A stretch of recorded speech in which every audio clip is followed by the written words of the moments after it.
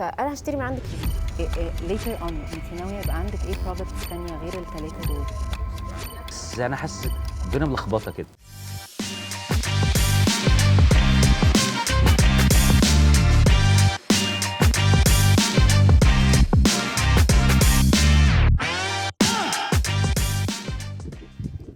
هاي، عاملين ايه؟ الحمد لله. انا عايزه اكسكيوز على المنظر. انا عامله داخله كده ان انا اوريدي حاطه البرودكت. طبعا هينشف، هو نشف بس هنشيله وهنتفرج على فيديو وبعدين نتوب ات اوف بجلاس ونبدا نتكلم.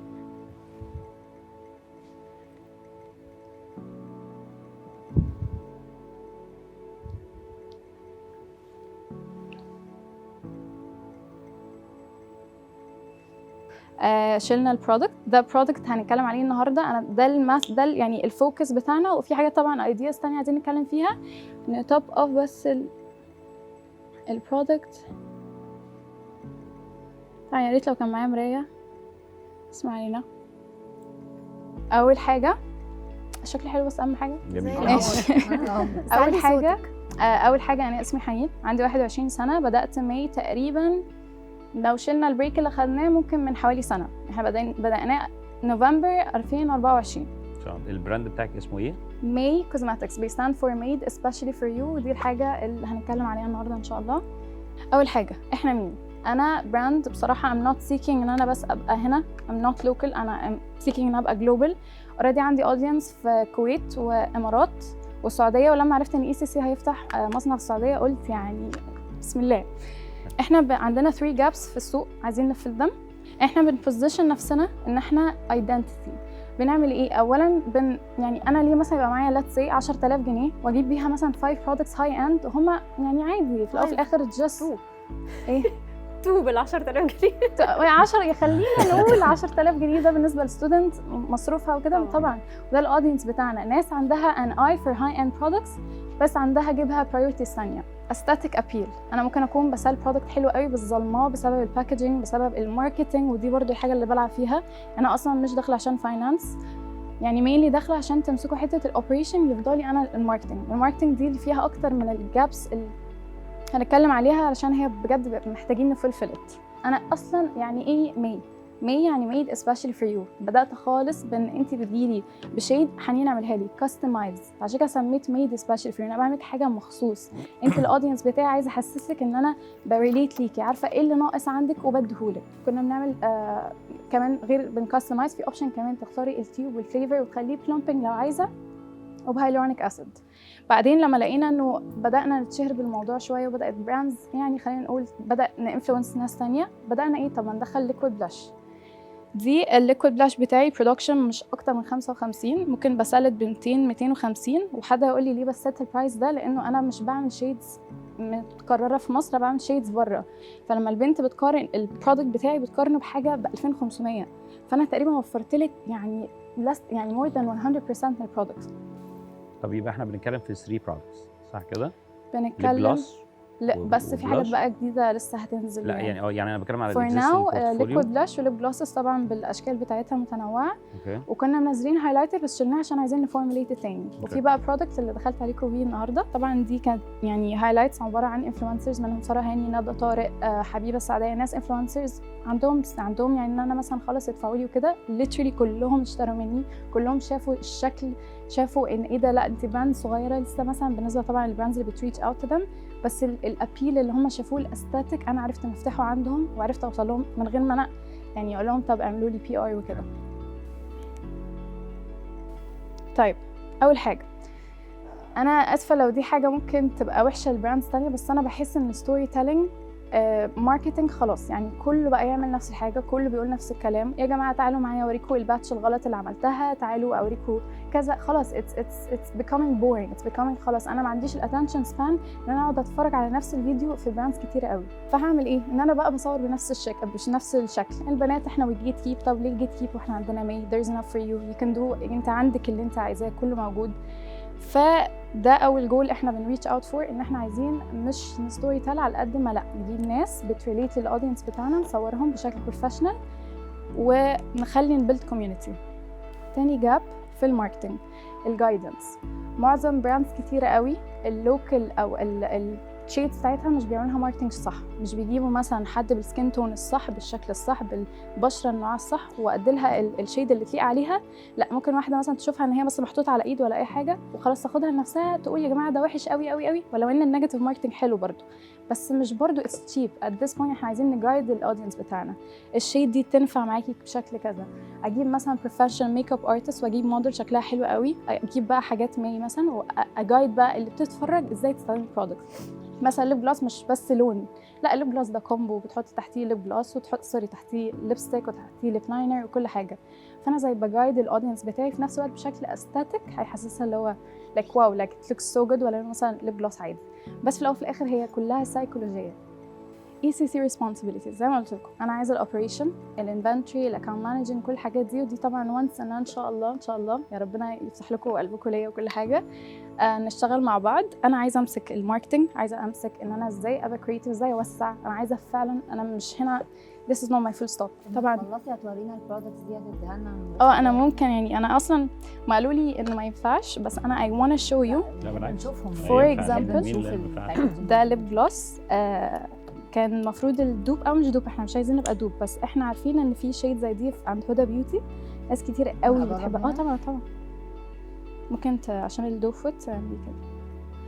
انت قلتي في الفيديو بتاعك ان انت بتكستمايزي بالفليفرز، بكستمايز يعني تختاري ده توفي، بتكستمايز الفليفر وتخليه بلامبنج لو عايزه، وتخليه البلامبنج الانجريدينت مين انجريدينت بتاع البلامبنج ايه؟ هايلورونيك اسيد. وفي بقى زيوت معينه زي مثلا زيت المنتل، وكمان بنستخدم ممكن زيت البيبر لانه ده بصراحه بيبقى بيخليه سبايسي قوي. يعني في تو تايبس اوف ده بقى ده اللي نزلته عمل جدال، وده اللي هننزل بيه. ده البيل اوف ليب ستين. انا عايزه اماركت البيل اوف ليب ستين ده كمان. الباكجينج باي ذا واي انا خدت بالي، معلش ارجع، انا خدت بالي ان الباكجينج زي ما قلت لكم ممكن الحاجه شكلها حلو بس الباكجينج مش احسن حاجه. انا الباكجينج ده نزلته تقريبا من شهر، يعني يمكن مبيعاتي يعني عليت بسبب قد ايه هو حلو جيفت جيفنج. شكله كذا حد قال لي مثلا شبه كده علبه الحليب اللي بتبقى في الميوزك فيديوز، شكلها كيوت قوي والبنت استاتيكلي بليز. ده بلاشر، ده بلاش. البلاش ده نزلته طبعا الناس قارنته بديور دوب في كده بلاش معين من ديور.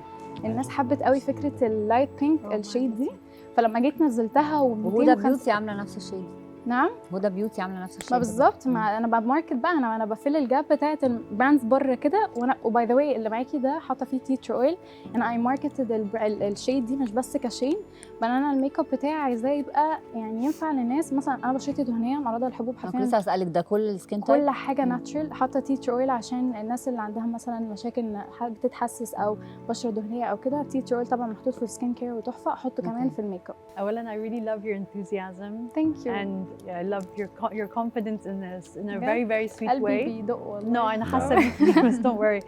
You remind me شوية your brand of Glossier a little bit. Especially when you talk about the stores that you want to create and the look and feel. I don't know if you've ever been to a Glossier store, but I've been and I can understand and I can visualize exactly what you're trying to do. So I think it's lovely. I am the biggest fan of lip stains in the world, I think. أكتر من I don't like lip glosses, but that's my personal preference. I think that is really should be your hero product. عشان ما فيش في مصر كده خالص. That's true. And I love that it's a peel off because it's like Wonder Skin. Have you heard of Wonder Skin? And it's very much the same. أيوة، هو أنا حطاه في الفيديو. Yeah. I think it's lovely and I think really that will be your hero product. إن شاء الله. And if you develop it further because ما فيش في مصر lip stains. أو shades أكتر. Or shades أكتر obviously. ومين بيعمل البرودكت؟ أنت بتعملي. I do everything. أنا البراند ده بس أنا اللي فيه. ثانك يو على البرزنتيشن وثانك يو على الباشن والحماس اللي انت بتتكلمي بيه مبهر. بس انا عندي شويه اسئله كده كنت عايزه ميك شور اب. انا عايزه اعرف انت الديفرنشيشن بوينت بتاعتك هنا هي الكاستمايزيشن اوف ذا برودكت؟ مش شرط، لانه انا لما بدات ب5 ليب جلوسز كان حوار ان انا كاستمايز ده عالي قوي، بس انا دلوقتي عندي 35 جلوس شيدز، فالناس اصلا بتخش بتحتار اوريدي. ما عنديش يعني، وانا كمان مش شيدز موجوده هنا، لا شيدز بره، فالناس اوريدي اي فيلد ذس جاب ان انا مش محتاجه كاستمايز.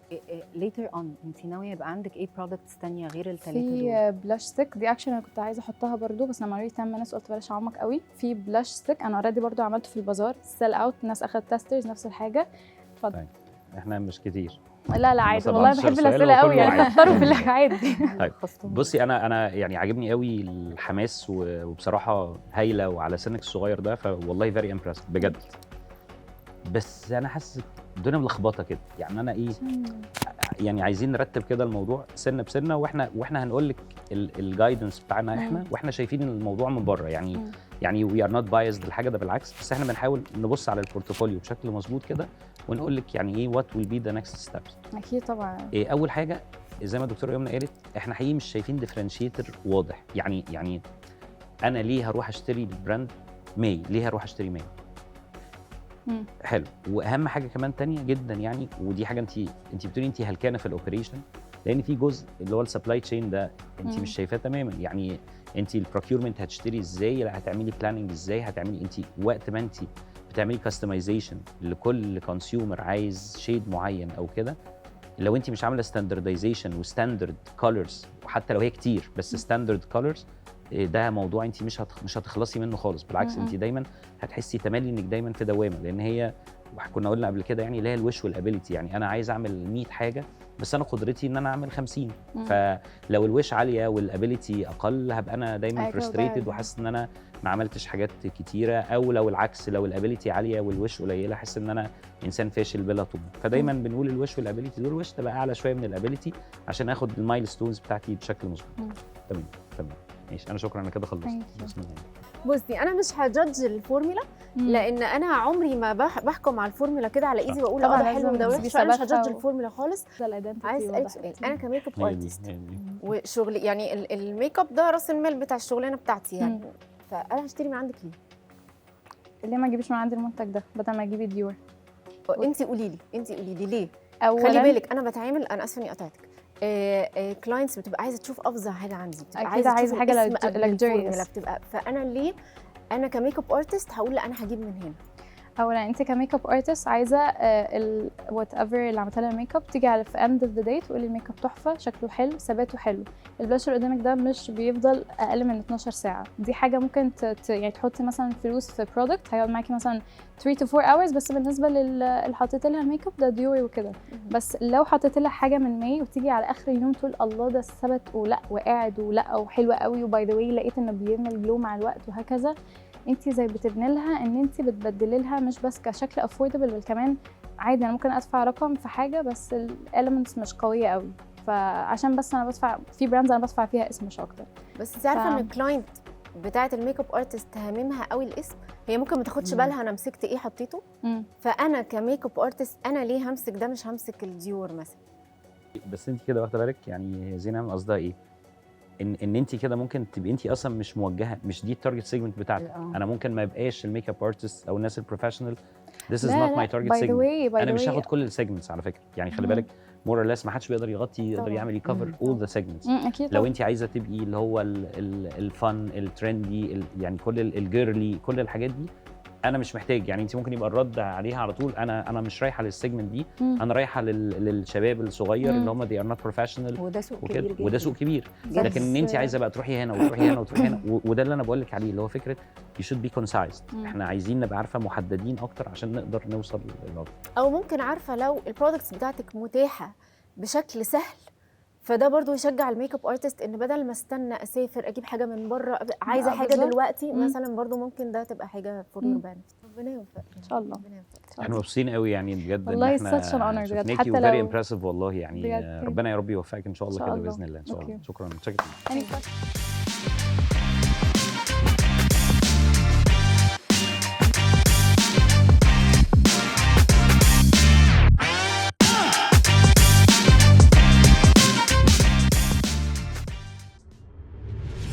mentioned luxury and affordable in the same presentation. اي حاجه شكلها جلوي حلو. انا مش متفقه معاكي خالص في الموضوع، ولا مش اي حاجه جلوي حلو. في حاجات بالنسبه لي مش واضحه برضو، يعني الصوره مش واضحه او الفكره برضو مش واضحه تماما.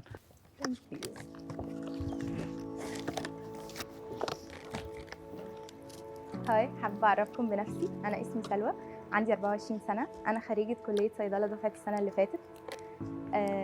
رحلتي بدأت لما دخلت الكلية اكشلي. بدأت ادور في كل الفيلدز بتاعت الكلية، انا بحب ايه او عايزة اعمل ايه او كده. وطبعا الكلية عندنا فيها حتة الكوزماتكس وكده، فبدأت احس ان انا مايلة جدا للحتة دي، وبدأت امشي فيها شوية، اقعد اريسيرش اقرا، وبدأت اميل لمجال الميك اب اكتر. البراند بتاعتي هي جليمر. جليمر هي براند بيوتي براند، يعني ميد ات هوم. بدأت بيها بالليب جلاسز وهايلايترز وبلاشرز. الليب جلاسز بتاعتنا فيها ميزه عن اي ليب جلاس عادي. اغلب الليب جلاسز اللي بتتعمل في الماركت بتبقى بيزك فورميليشن، ممكن تبقى بيس، كولر، فليفر، اويل، بس احنا بنزود الاضافات بتاعتنا اللي بتخلي الليب جلاس ينافس فعلا البريميوم كواليتي والانترناشونال كواليتي وكده. تاني برودكت بالنسبه لنا هو الهايلايتر. الهايلايتر بتاعنا برضو البرودكشن بتاعه هو متعب بصراحه شويه قوي. الفورميلا بتاعته بيبقى فيها حاجات كتير باودر وكده، وطبعا في برضو حاجات مرطبه، فبيبقى التعامل معاها صعب شويه ومرهق، بس بصراحه الحمد لله فيدباكس بتهون علينا الجزء ده. احنا قررنا لما وصلنا لنقطه ان الحمد لله الفيدباكس بتاعتنا كانت كويسه جدا على كل تقريبا البرودكتس، قررنا ان احنا نبدا نكبر من فكره ان احنا سمول سكيل في هوم ميد لان احنا نعمل ريبراندنج. بعدين بدات احس ان انا مايله لجزء اللي ريليتد قوي بالبراند بتاعتي وهي جليمر، وهو الجلوي ميك اب. الجلوي ميك اب، فاحنا بدانا نعمل براند ايدنتيتي، يعني تكون ديبندنت على الجلاسي سكين والجلوي ميك اب والابييرنس بتاعه. اشرحي اكتر جلوي ميك اب تقصدي بيه ايه؟ يعني ميك اب لما احطه يديني الجلو كاني حاطه مويسترايزر، كاني حاطه 3 برودكتس مثلا، بس هو برودكت واحد بيدي جلو حلو للسكين طبيعي، وفي نفس الوقت مش بحتاج لايرنج كتير، يعني الا لو انا عايزه احط طبعا فول ميك اب. اول برودكت هو مش موجود بشكل كبير في السوق المصري، او يمكن مش موجود، هو ترندنج جدا انترناشونالي وترندنج في مصر بس ببرودكت انترناشونال، هو الجلوي جل. الجلوي جل ده هو عباره عن ايه؟ هو عباره عن جل بيزد، بيكون خفيف جدا، بيدي جلو للسكن من غير جليتر من غير شمر. هو بيكون مايكا بارتيكل سايز صغيره جدا تدي الجلو من غير ما تدي الجليتر افكت. تاني برودكت هو ديوي بلاشر. ممكن نشوف ان الديوي بلاشر دي حاجه موجوده عادي، بس لا، انا لما قعدت اسيرش كتير قوي لقيت ان الماركت برضو في جاب كبيره جدا في الجلوي بلاشر. ثالث برودكت، وده في جاب بقى بجد حقيقيه في السوق، وهو الماسكارا. بس انا يعني مخصصه حاجه معينه في الماسكارا، وهي الجلاسي ماسكارا عشان تمشي مع اللاين بتاعنا. الجلاسي ماسكارا فكرتها ايه؟ فكرتها انه الجلاسنس بيجي من التكستشر بتاع الفورميلا نفسها. الفورميلا بتكون جلاسي فيها سواد قوي، مع الفيلم فورمرز بقى والبوليمرز والحاجات اللي بتتحط بتخلي الرمش يترفع ويلمع، مش يلمع بشكل جليتري، يلمع بشكل اسود يعني. وعملت سيرش كتير قوي، لقيت ان احسن براش تمشي معاها الكامب براش، والكامب براش دي تقريبا مش موجوده في مصر، مفيش حد بيعملها. بالنسبه للتارجت اودينس بتوعنا، احنا بنتارجت بي بلس، 80% women 20% men. السيجمنتيشنز بتاعتنا طبعا البنات الجامعيات، السيدات العاملات، الميك اب ارتستس والانفلونسرز، وطبعا في الرجال الميك اب ارتستس، والجزء اللي بيجيب هدايا، او دي اول حاجه بتيجي في دماغهم الميك اب للبنت. يعني هتزنقي نفسك في الميك اب ارتست والله، وهي مش هتسيبك. انا عماله اقول لها انا عمال اقول لك بلاش. راجعي نفسك. يا جايه انت مصره. طب يعني احنا كده بس الديموغرافيكس كده، انت بتشتغلي على ستات 80% صح كده؟ يس. سنهم من كام لكام؟ السن بالظبط من 20 ل 40 سنه. طيب اليونيك سيلينج بتاعنا، احنا اول حاجه هنعمل برودكتس بكواليتي حلوه في الماركت تكومبت الانترناشونال برودكتس. وفي حاجه مهمه جدا ان احنا هنركز قوي في الفورميلا وفي الشيدز بتاعتنا على السكن المصريه، دي حاجه مهمه قوي. انا بركز على السكن المصريه بالتونز بتاعتها. بالنسبه للكي فيتشرز بتاعتنا، احنا عاملين البرودكت بتاعنا او بيزيكلي يعني الجلوي جل. الجلوي جل ده عباره عن ووتري تكستشر، مش جليتري ومش ستيكي. بس هو الاكشن بتاعه لسه هيجي صح؟ لسه ما جاش. يس. بس هي شغاله على السامبلز، واضح ان انت مجهزه صح كده، يعني اوريدي بتشتغلي على الفورمولا وبتجهزيها وكده. لكن هو هيديني ايه يعني انا بعد ما هحطه؟ هو بيسيب مثلا جليتر؟ ايوه انا عايزه اتكلم عن الحته دي. هو البرودكت بتاعنا اول حاجه هو بيورك بكذا طريقه. ممكن يكون بيس من غير اي حاجه، احطه كبيز يدي جلو يعني زي برايمر مثلا. كانه برايمر.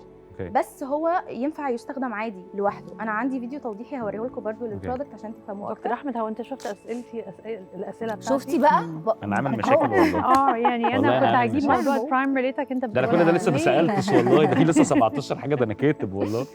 تمام. ممكن استعمله تحت الهيفي ميك اب كبرايمر، وممكن استعمله لوحده كجلو، يعني بيدي جلو طبيعي جدا كافري داي يوز، وممكن استعمله كمان كهايلايتر فوق الميك اب. طيب الكومبيتيتورز، احنا عندنا طبعا دايركت كومبيتيتورز وان دايركت كومبيتيتورز. الدايركت كومبيتيتورز بتوعنا بيعملوا تقريبا نفس البرودكتس، في منهم ساي ولوريال.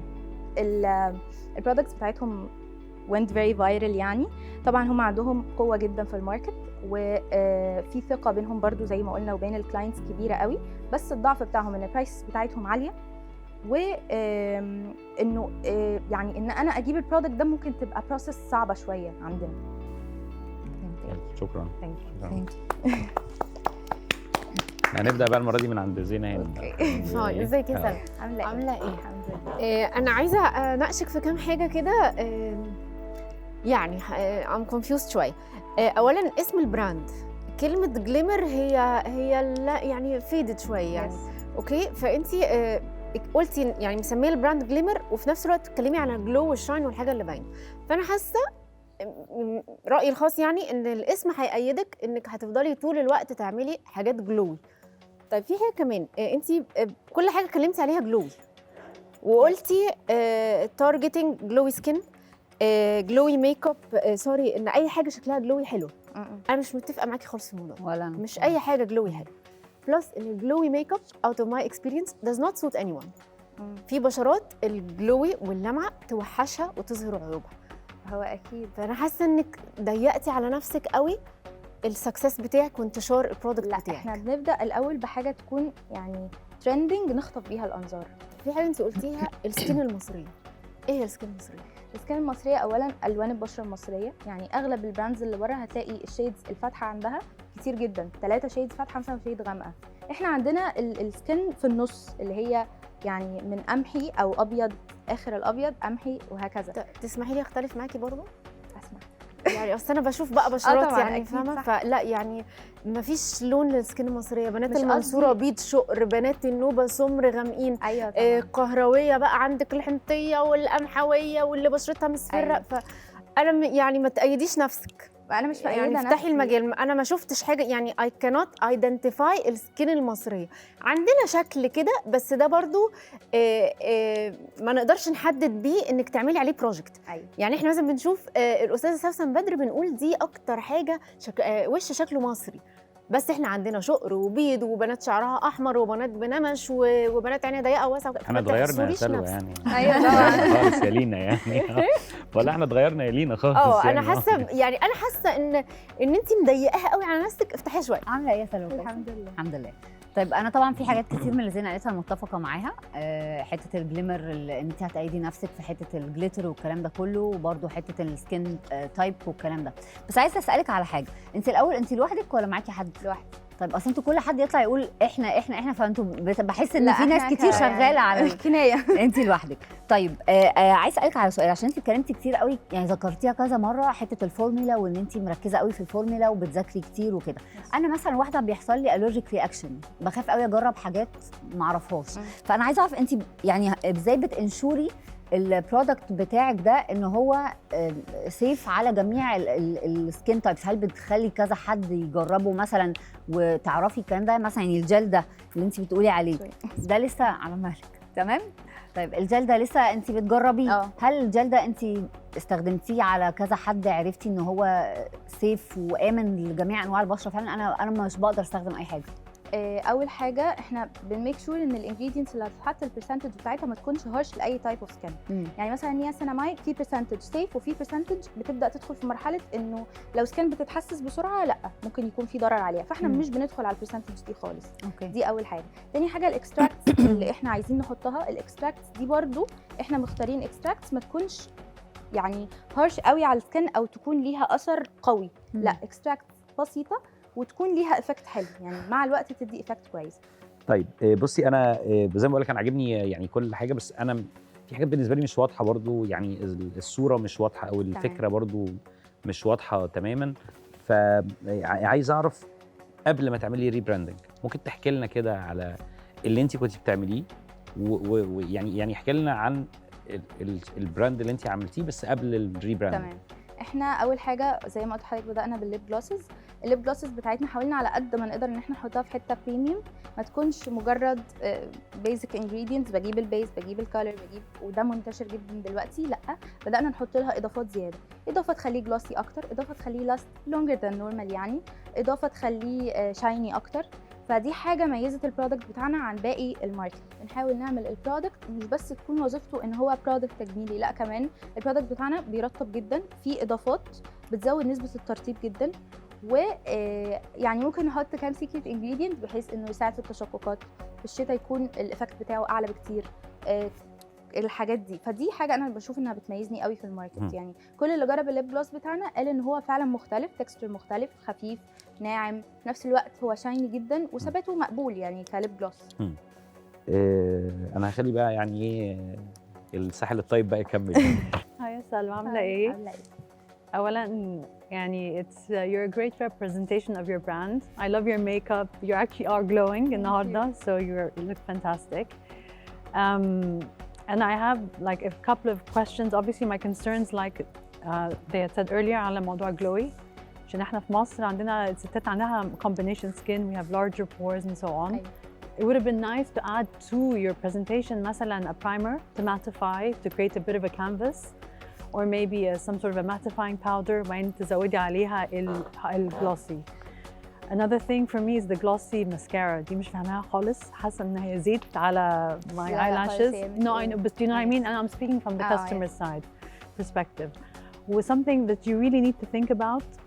Well, you've mentioned it in your presentation a few times. You cannot mention luxury and affordable in the same presentation. Luxury حاجة و affordable حاجة. So كأنك بتتكلمي على Louis Vuitton وزارا. You can't be both. It's either or, and you know, or you could be يعني a different price point altogether.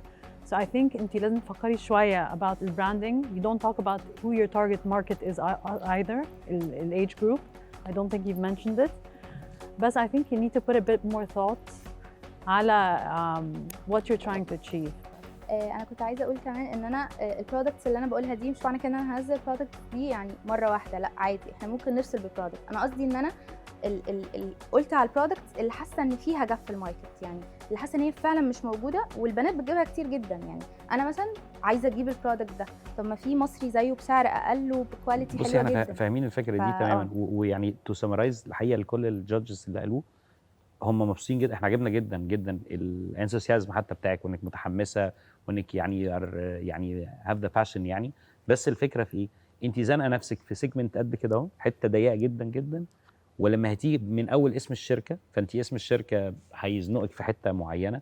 اختيارك للبرودكتس ممكن تبقى ناس موجوده في مصر عندها كده، بس الغالبيه العظمى ان احنا الجو عندنا حر، ان اغلب البشره كومبايند او دهنيه او فانت بتزنقي نفسك. يعني عارفه انت ايه، اخترتي اسم الشركه في سيجمنت صغير، او زنقتي نفسك في نوعيه منتجات معينه. ولما اخترتي البرودكتس، انا فاهم، لا انا يعني انا والله بقول لك يعني على كل اللي هم يقصدوه، وانك لما حتى اخترتي برودكتس اخترتي برضو في حته برضو كانت ايه ضيقه شويه، وان انت فكره ان انا luxurious برودكت او convenient حتى برايس دي مش واضحه، لان هي مهمه جدا. يعني على فكره انا شايف ان احنا لو مصريين وبننتج لوكال برودكتس احنا لازم نبقى كونفينينت برودكت، ان ده ماشي هديك فاليو عاليه جدا جدا وهديك برودكت حلو جدا جدا وبافوردبل برايس. يعني المفروض ان دي تبقى المسج، لان انا النهارده لو انا النهارده رايح انافس الجاينتس الناس الكبار او كده انا مش هقدر دلوقتي. يعني الوش والابيليتي دي برضو لازم تبقى مظبوطه يعني. بس شكرا والله، يعني بجد احنا والله كنا مبسوطين يعني بجد يعني، وتوفيق ان شاء الله كده باذن الله ان شاء الله. يا جماعه بقى السلوى بقى يعني.